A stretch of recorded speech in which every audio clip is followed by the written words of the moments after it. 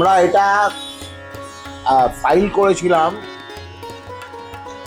2022-এ, 13/9/2022 সালে ফাইল করি জিআই এর জন্য। সেই জিআইটা পেতে আমাদের এতদিন সময় লাগলো।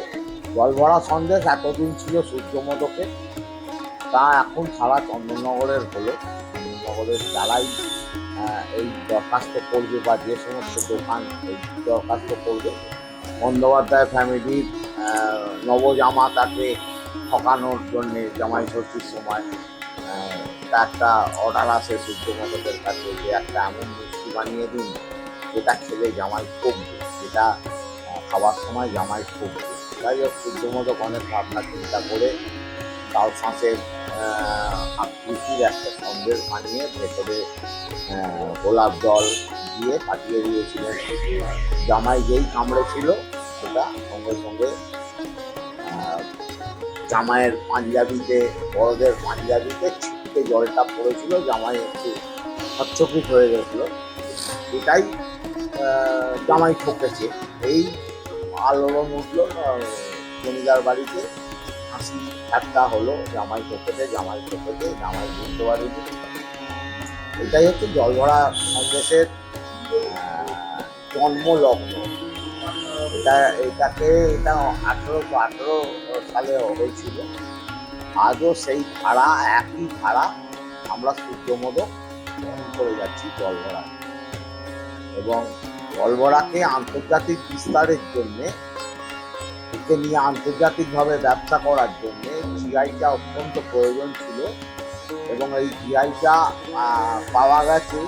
এবার আন্তর্জাতিক স্তরে আমরা চেষ্টা করব যাতে জলভরাটাকে নিয়ে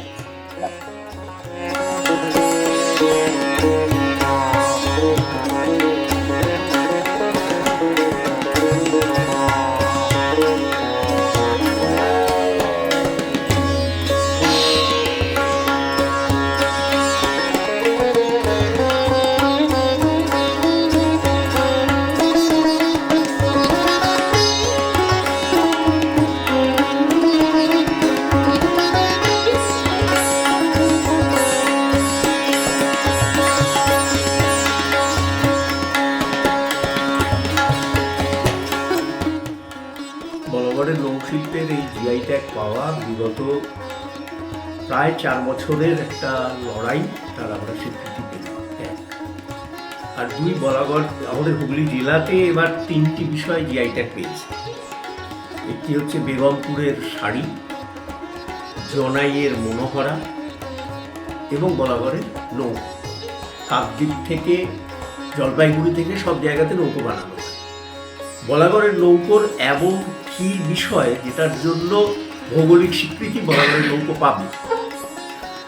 আমাদের এই নৌকা জিআই পাওয়ার জন্য যেটা সব থেকে ইম্পর্টেন্ট, আমরা যেটা বোঝাতে পেরেছিলাম যে নৌকোর মাদার অফ বোট, নৌকোর মা হলো ডিঙি নৌকো।